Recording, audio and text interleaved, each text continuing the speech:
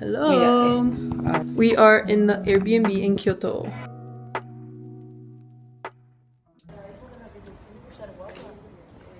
But first, a very stop at 7-Eleven. Reggie had been talking about the smoothies for days, and we actually made it just in time to grab one of our strawberry sandwiches. They only have them in the morning and while stocks last, so we got lucky. But honestly, the smoothie was the best part. So you get to pick these cups that have like different smoothie blends in them, and then you literally just put it in the machine, which I think is pretty fun. And it's kind of fun to watch it work because it's not like something you kind of see in a convenience store here in the States. Reggie gave it a try and it's really good. I've had it before. She loved it. Walking out of the store, we kept eating some munchies, some different things that we grabbed on.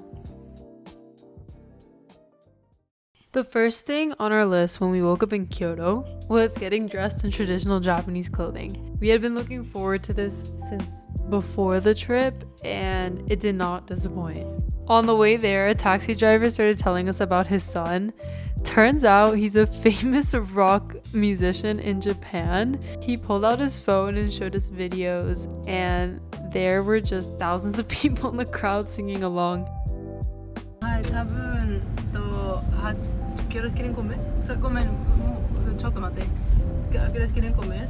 That evening, we wanted to go to a restaurant my dad had discovered when he came to visit me during my study abroad in Japan. It's a very traditional place, so I had to call ahead and make the reservation in Japanese. Hi, onegaishimasu. Hi. Arigatou gozaimasu.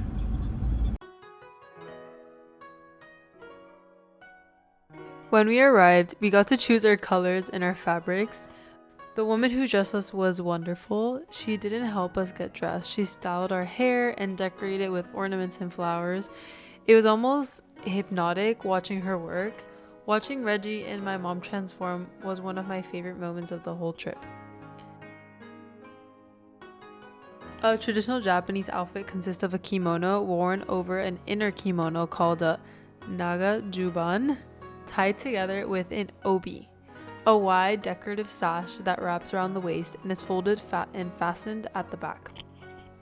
Each piece is layered with intention, and the order and the technique matter.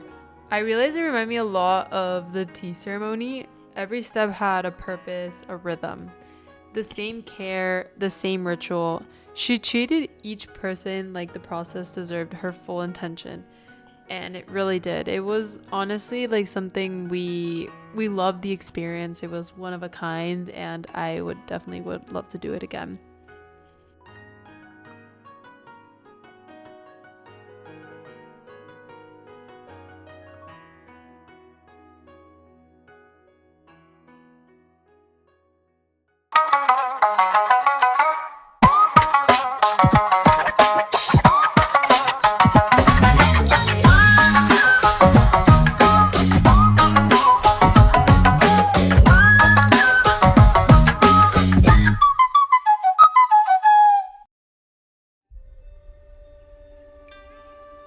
Kyoto is famous for its gardens, and we got to visit several of them. Japanese garden design follows the principles of Zen. Space is created to slow you down, to bring you into the present moment.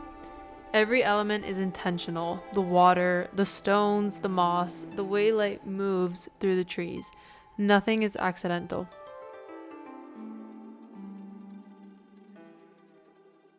Many of these gardens have a traditional tea room that opens directly onto the garden, so you can have tea while looking out at the landscape and then walk through it after. We were lucky enough to have lunch in one of them, and it's kind of a meal you don't forget, with like such an amazing view.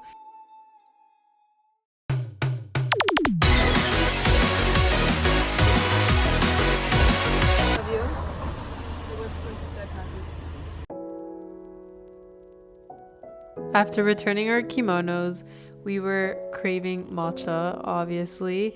I had seen a place recommended online for their traditional mochi, and it was everything. They make them by hand, the traditional way, right in front of you. And the matcha was incredible. exactly what we needed after a long day like that, and it was extremely hot also.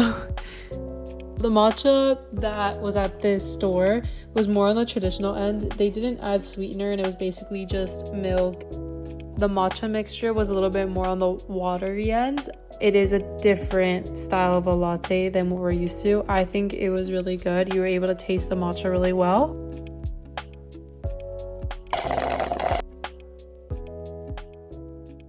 It's very smooth. They didn't add as much ice, which I like. I like it for being unsweetened. These mochis. I'm gonna try the mochis. Let's try.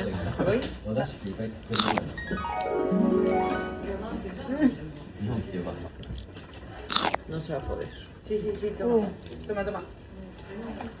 And lastly, black sesame.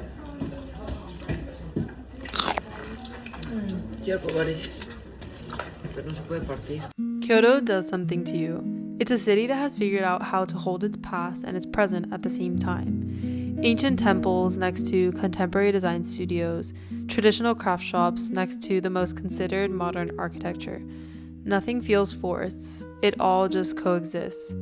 Being here always reminds me why we do what we do at Honeyville.